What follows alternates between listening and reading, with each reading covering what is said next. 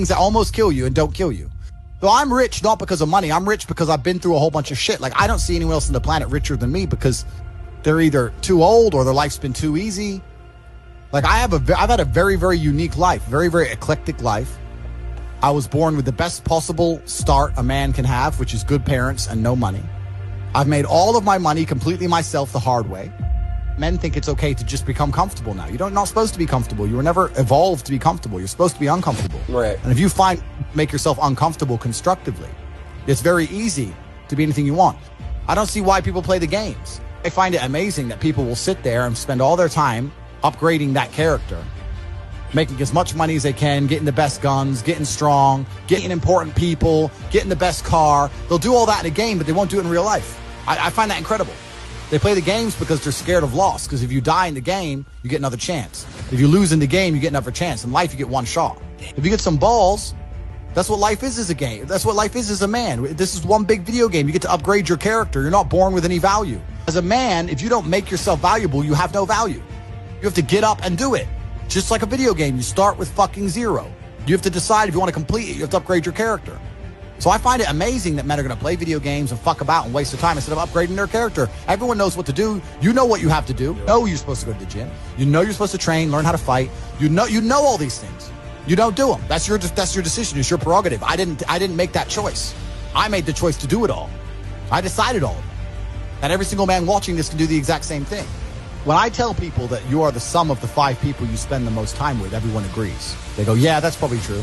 The 5 people you spend the most time with, that's what you're going to end up like. They say, yeah, that's true. And then they continue to hang around with people who they don't want to be. Why? There has to be a point. There has to be a point where you sit and go, okay, you're my friends, etc., etc. I love you guys. Yeah, we can talk, whatever. But I'm on a different life path. You have to leave some people behind. If you were to come hang around with me and my crew, you would be self-conscious. And that self-consciousness would motivate you, or they would certainly instill the discipline required for you to change. You don't feel self-conscious amongst your peers. That's why you don't change. If you were to get in a room and you're the only person who ain't a fucking monster, you'd want to become a monster. That's life. That's humanity. So I say this to people all the time. If you know you're the sum of the 5 people you hang around with, why you hang around with people you don't want to be? We're living in a comfortable world now where people think, oh, it doesn't matter, it doesn't matter. But you know what? To some degree, it does matter. It does matter, and I'll tell you who it matters to. It matters to your soul, and it matters to God. I stand in the mirror with a pure heart. I know I am the best version of me that could possibly ever exist. I know that God is proud of me. There's nothing that God hates more than sloth and laziness. If God were to create a man, and that man were to sit around and do fuck all, God will frown upon you. It's why you're never lucky. If you're listening to this and you think I'm never lucky, I'll tell you why, because God dislikes you because you're fucking lazy. Start to work. Start to show God the beauty of his own creations. You'd be amazed how lucky you'll become. Your minds are broken. You need to rewire your mind and resist the slave programming. I'll tell you how. First thing you have to do is identify it. You have to identify what is happening to you. I use my mind to break the trap. What I do is I allow my enemy to manipulate me on purpose.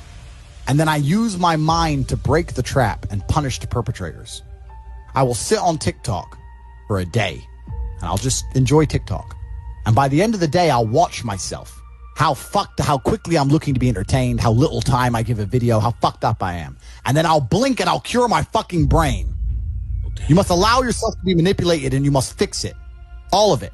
If you cannot control your own mind, then you are just a feather in the wind of life. Because your own mind is the only thing you can control. You can't control the weather. Right. You can't control other people.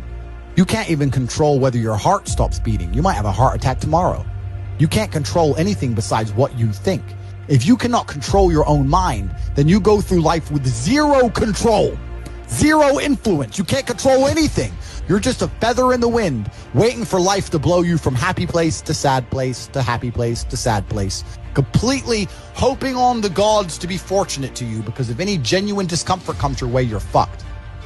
It is trained like everything else in life. It is trained. So if you find yourself unable to focus or concentrate on tasks, you must blink and cure your brain.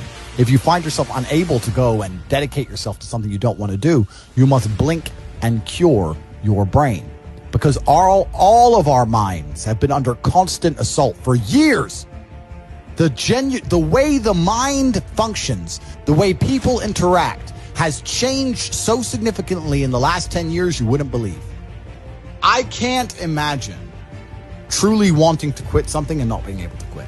Like, I could quit cigars today. Like, it wouldn't even plague my mind. Like, if I wanted to quit, I'd quit. I can't imagine a mind frame or a mindset where I want to do something and can't do it. Right. So it's almost difficult for me to answer that question, because if you have that kind of mind, if your mind is so fundamentally broken that you cannot do with your own mind what you want to do, like that, then you're just fucked, right? Life is hierarchical. There's always going to be kings and there's always going to be peasants. If you have a mind that you can't control, then you're never going to be a king. You're going to be a peasant. That's your life. You have a peasant's life ahead of you, and that's your destiny. Enjoy, right? There's always been peasants. That's life. But I believe that the important thing you can do as a man is to gain control of your mind. Once you have control of your mind, life is so ridiculously easy.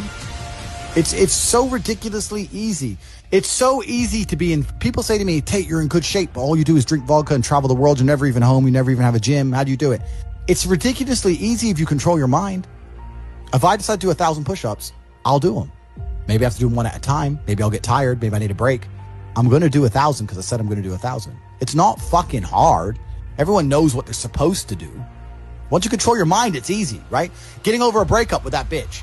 You miss that girl, you're upset, you miss her with all your heart, da-da-da. But once you realize she's gone, if you control your mind, she's gone now. She's gone now, gonna miss her. That's a shame. Off to the gym. You either control your mind or you don't. And all of these things stem from the same problem. It's something you can do. It's something that is learned. It's something that is taught. But it's something that I needed to survive. So for me, it's easy, right? It's all I've ever known. Right. But people have they don't need it to survive, so they never develop the skill. It's just how it works. At the end of World War II, when men went to Europe and saw unspeakable horrors at the end of World War II, did they all come home and need therapy, or did they all come home and get back to life? Because that was, everyone was taught to have a mind that they control because they needed it to survive. There's no one else. That's how life worked back then. Now imagine there was a war that big. Imagine the fucking therapy, the fallout, the fucking bullshit. No one would be able to fucking even just go back in. And I'm not saying they didn't see bad things. I'm not saying it's not hard. It's fucking horrible. But that's how it works. That's life. Like, I've seen shit. Like, we've all had our trauma. You have to get through it. Goals are for motivation. I don't work on motivation. I work on discipline. So I don't have a set goal. I just get up and do what I know I'm supposed to do. I don't work to